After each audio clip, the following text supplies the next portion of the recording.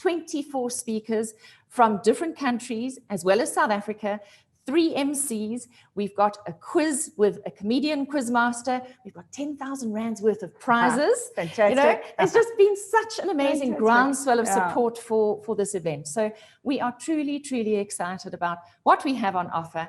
And we really hope that all of our delegates are going to get so much out of today and tomorrow. Exactly. So it's really co-create amazing, which is another value.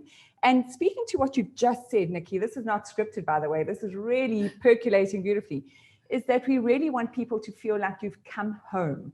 And that's our 4th value, is that this is our tribe. That's what we have in our logo video. You really want to feel like you've found your place. And PSA Southern Africa is Botswana, Namibia, Kenya, Zimbabwe, so that people find their place in this association to do the Co-Create Amazing. Giving other people hope is what we do. And as we stand on stages, we facilitate on platforms, whether it's Zoom, Blue Jeans, whatever it is, we need to consistently understand that when people look at us, it's with the eyes of hope. It's with the eyes of the fact that we've come into a room and we're going to bring hope to people that have become so hopeless, whether it's in different industries and organizations and even in their individual lives. And we're custodians of that in the sense that we bring that hope to the people that we work with. What it does mean is that we as professional speakers are going to have to up our game, because you can no longer think that I'm in South Africa and I hope that the South African market is good enough for me. South African companies are looking all over the world for speakers for their next event. They are not limited anymore by bringing people in internationally. You are now an international speaker, and you need to start acting, talking, presenting yourself as, changing your website to position yourself as an international speaker. And everybody that talk to meeting planners, they're talking about when you send your slides, and I just say I don't send my slides because my slides aren't nearly as important as what I have to say. It's a great backdrop, but I've tried to replicate what I can, but I'm not fooling myself to pretend that I'm on stage. I'm not. Now, my purpose is the same, is to teach and to train and inspire and equip. All of that is exactly the same. And so, and like all of you, I just work hard to be very prepared because they're investing in us. And if we underperform, it's too small a market to do poor work.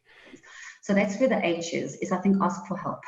That was just for me to get the right people that were able to help and support and teach. And many of the people on this call, I've kind of been learning alongside friends in the last 6 months. And it just feels very special, and I'm very grateful for this community. What we should be talking about is the fact that the future is about expertise.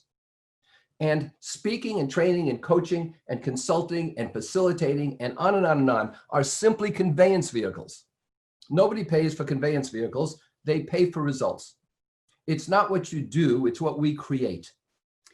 I think that the most amazing ideas that are going to drive our future world are not the ones that you're gonna come up with from, you know, the Harvard Business Review or some other business book.